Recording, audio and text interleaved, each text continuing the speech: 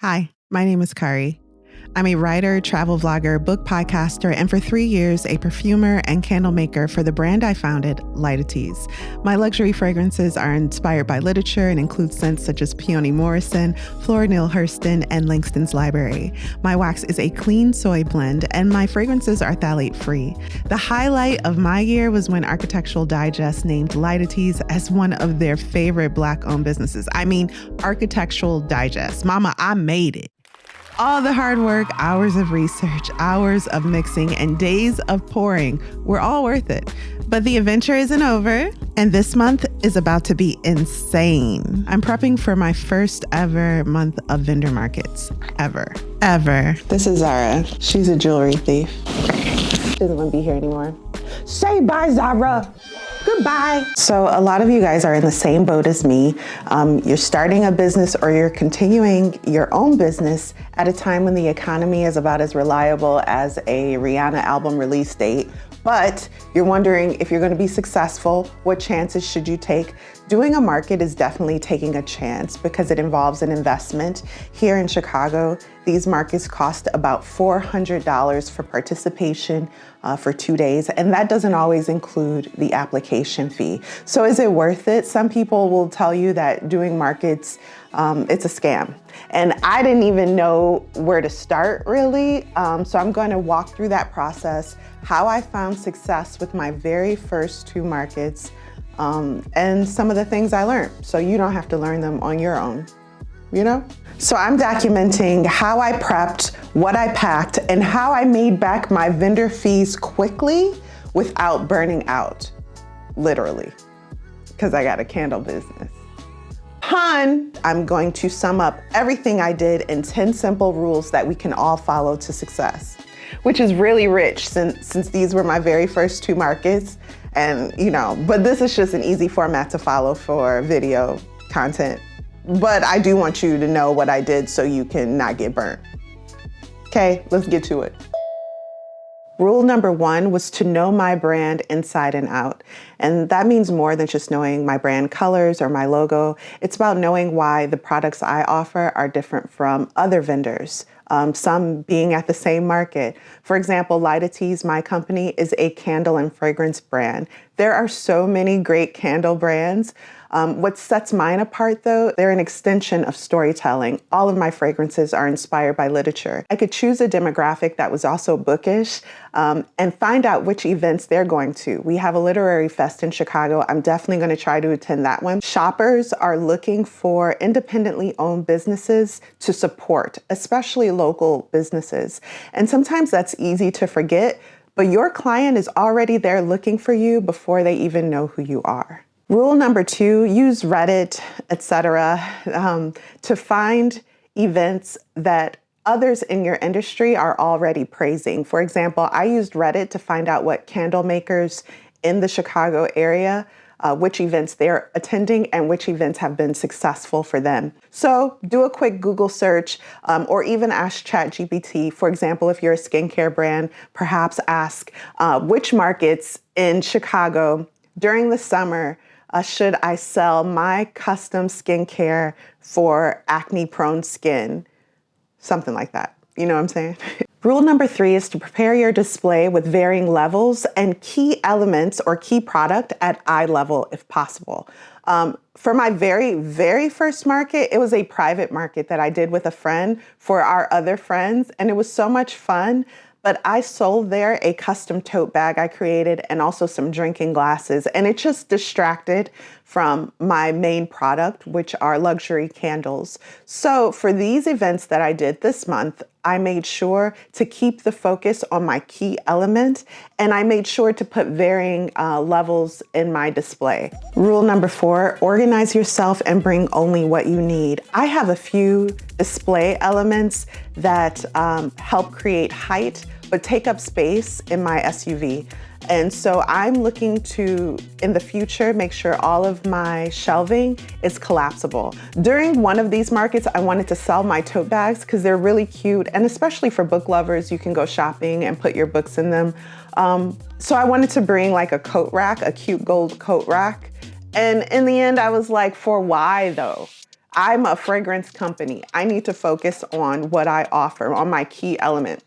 So I left it at home. I didn't sell any tote bags, but maybe I wouldn't have sold them anyway and had to lug around that coat rack. So only bring what you need and make sure all of these items serve you and your core elements, the core elements of your brand. Number 5, you're not gonna hear anywhere else, but this is a rule you want to save. Do not forget it. Bring a little rug, a very small, it can be like a soft doormat size rug for backstage. So that's behind your table. Because as you're bending down to get things under your table, it provides a semi-clean cushion surface.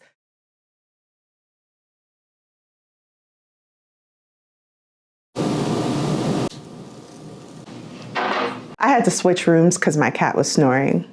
She likes to steal things and then go to sleep. That's her whole day. So rule number 7 is to have a checkout system you can handle on your own without any help that's reliable. I use Shopify's POS system. It has made everything so much easier for me than it would be if I had to check people out on their cell phone or on my cell phone. Rule number 8, and this is another rule you'll hear nowhere else. If you have tertiary tasks that need to be complete, for example, stamping your shopping bags or putting together a little banner to let other people know exactly what you sell. For example, I had a Luxe Candles little flag banner at the outdoor market. I put that together during the event. So again, the rule is if you have tertiary tasks that need to be completed, it's okay to complete them during the event. Here's why. During the indoor market, I was just standing around staring at people smiling like this. Oh, I like your dog. It's weird. It's weird. It's uncomfortable. It adds to the anxiety you're probably already feeling. But to have something to do with your hands, not just busy work, but things you actually want to get done, but aren't crucial to the function of your booth, your market, get them done during the event. It's good and important to sincerely smile at everyone, but it's nice to look busy while you do so you don't look crazy. Rule number 9 is to throw ABC out of the window. And ABC is an initialism for always be closing. That means everyone that you meet, use the time that you have with them to close in on a sale. And that sounds great in theory, but it's just exhausting to see everyone as a prospective buyer and nothing else. Instead, throwing ABC out of the window, treat everyone like a friend that you're shopping with.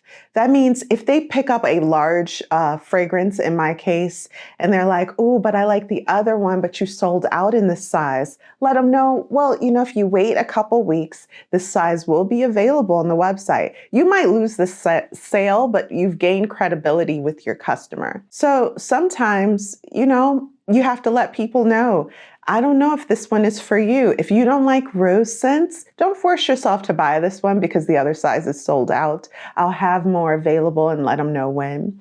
It also helps just to feel like, temporary friends with people who could spend their time anywhere else, but they're choosing to spend time with you in your booth with your products.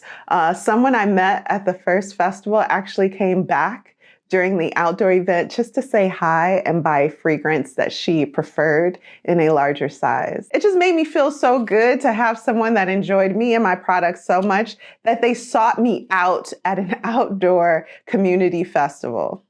So cool. Yeah. So again, rule number 9, throw ABC out of the window. Rule number 10, this is the final rule that I followed. Talk to your neighbors. Talk to the other vendors, even so-called competitors that are selling with you at the exact same event. Talk to the person on your left, right, and behind you, because especially if they're experienced at selling in markets and fairs, they're going to open up the floodgates when it comes to advice you can use. So I learned so much from the vendors next to me. I was really going back and forth about if I should apply to a show I consider very expensive in Chicago. It's the One of a Kind market in December, the holiday show. And I talked to another candle maker. First of all, his products are awesome. And then he was like, do it because you'll love the exposure. So talk to your neighbors because they know what they're doing. They know what they're doing and they will likely be very generous in sharing that information with you. Also, they probably have amazing stuff like, y'all, at the Markets for Makers event, there was an oil maker right next to me. I bought all her stuff. I got the oil, I got the vinegar. I have some seasoning that she creates. It's delicious. And then far behind me was a chili oil salesman. We've been drinking this. This is hot, spicy chili oil. We've been drinking this more than we drink water. We've go. It's too delicious. It's delicious.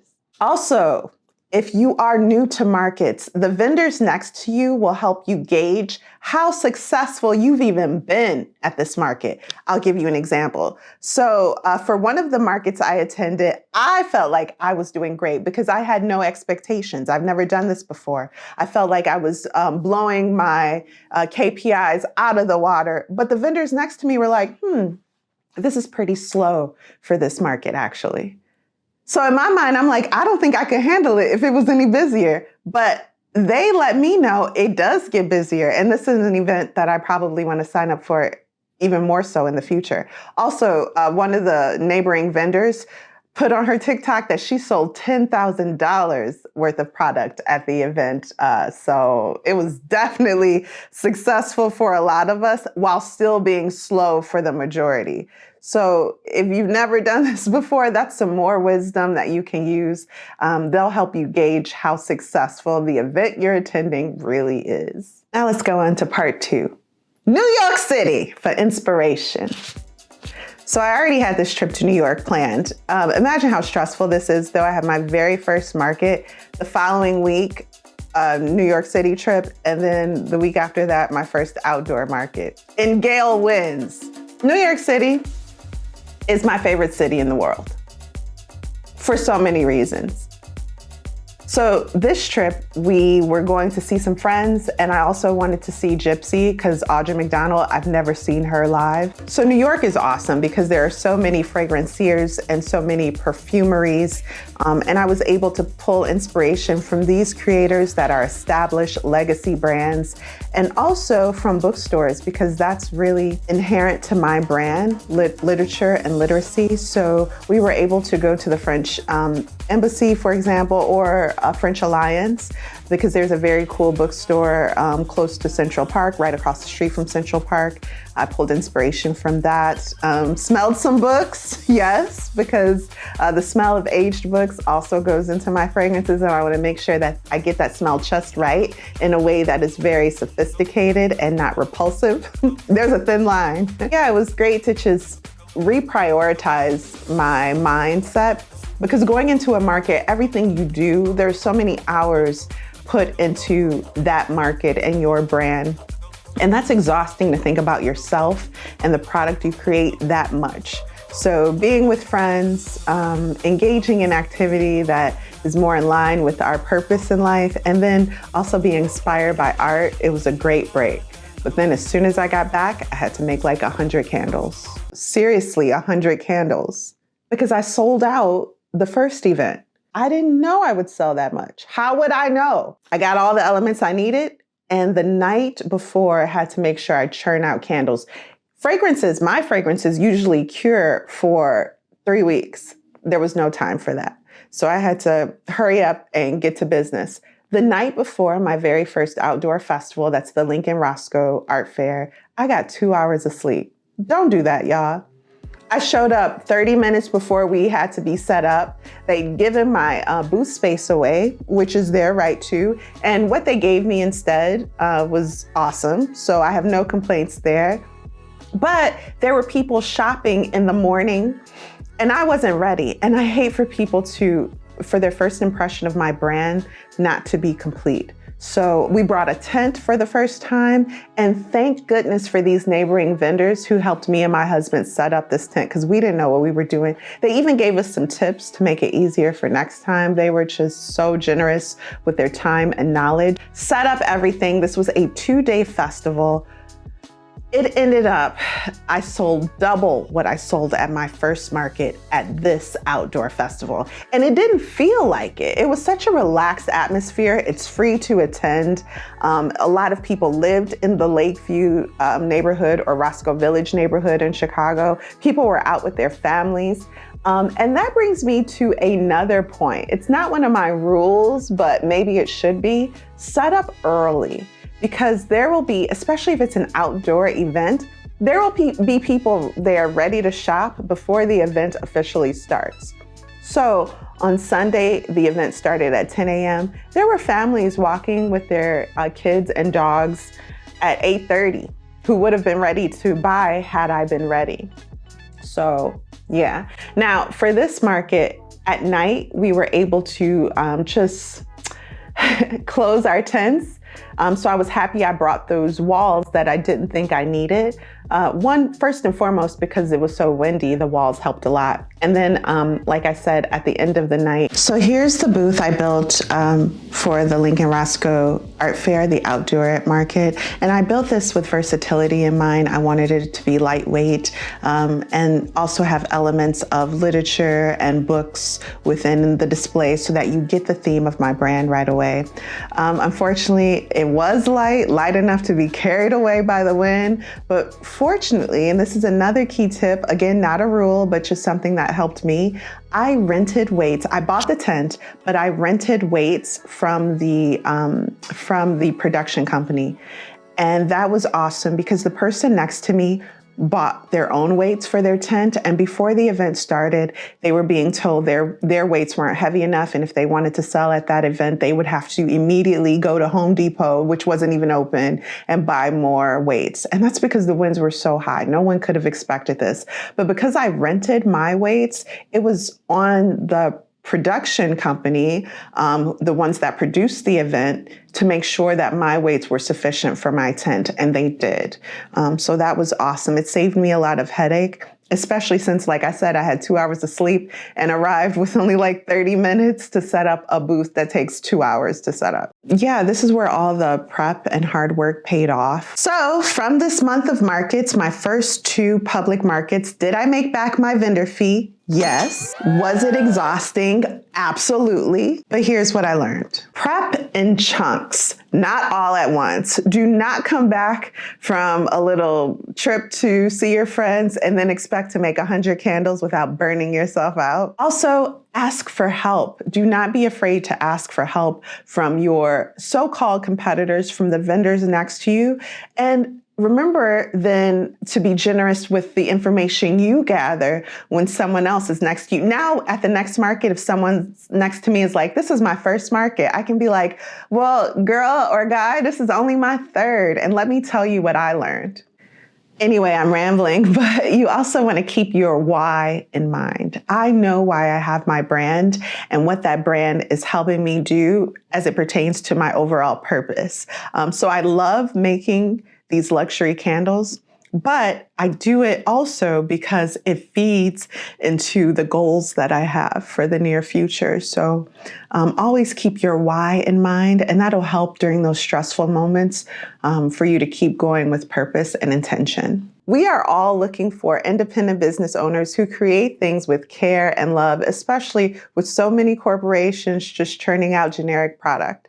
Don't forget that people are looking for your product, and be a good shopper, be a good consumer, and buy from independent businesses whenever you can. So for me, all of this isn't just about candles. It's about building a brand, creating something sustainable, and connecting with real people. What is your why? Keep that why in mind, and you're going to have success at your next market, just like I did. Thanks for coming on this wild ride. If you're prepping for your first vendor booth, feel free to ask me any questions below. And make sure you guys subscribe, because I'll be taking you with me as I prepare for the biggest market of the year. That's the one-of-a-kind market in downtown Chicago.